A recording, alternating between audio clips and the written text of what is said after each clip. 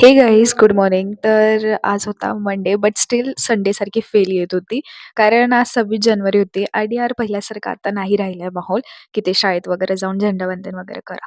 काय टाईम होता यार तो, की आम्ही लिटरली इतकी हॅपी असायची मी आणि त्या दिवशी ना काही प्रोग्राम तर हमखास असायचा म्हणजे असायचाच. बट आता कॉलेज लाईफमध्ये असं काही नाही होत. म्हणून मग मी आज काहीच नाही, घरातच बसलेली. आणि पण मग घरात असल्याचे मी फायदे करून घेतले. म्हणजे खूप सारे कामं होते ते आवरले. तुम्ही बघू शकता आणि खूप दिवस झाले मी ना स्किन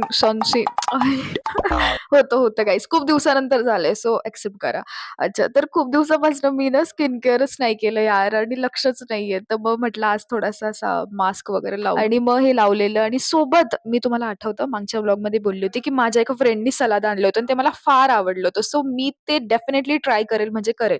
सो आज त्याचा मुहूर्त आलेला आणि मी आज घेतलेलं ते ट्राय करायला आणि फायनली मग मी ते बनवलेलं पण आहे तुम्ही बघू शकता आणि खूप छान झालं होतं. बट यार टू बी ऑनेस्ट तिच्यासारखा टेस्ट नव्हता लागत यार. म्हणजे थोडंसं काहीतरी डिफरन्स होता. बट ठीक आहे यार, आता मी तिला विचारेल, मी तिला सांगेल असं-असं केलं, "बहन कुछ भूल गई होगी तो बता देना प्लीज." बट एनीवेज मी ट्राय केलं. ह्याला खूप प्राउड फील करते मी स्वतःवर.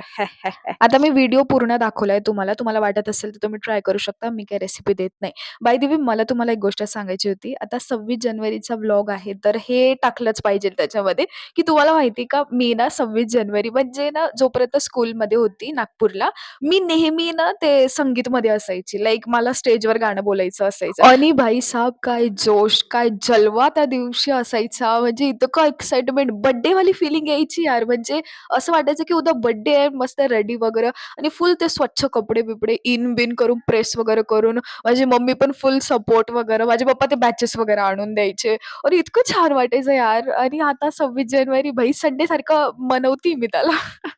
बट एनिवेज गाईज ते दिवसच काहीतरी वेगळे होते आणि गाणं वगैरे बोलायची मी आणि खूप भारी वाटायचं. म्हणजे मला टीचर्सनी संगीतमध्ये घेतलं पण कसं यार, माझा आवाज इतका सुरीली वाटायचा त्यांना. सुरीली बघा परत. असू द्या गाईज अपार्ट फ्रॉम धिस आता इव्हनिंगला मी या गाडीचा आनंद घेत होते कारण लहानपणी माझे शौकच पूर्ण नाही झालेले बाई. नाही, असं काही नाही. अरे, तेव्हा असं काही होतच नाही. बट ठीक आहे आता घेऊ एन्जॉय करून. बरं भेटूयात उद्याच्या व्लॉगला. Bye, bye. Good night.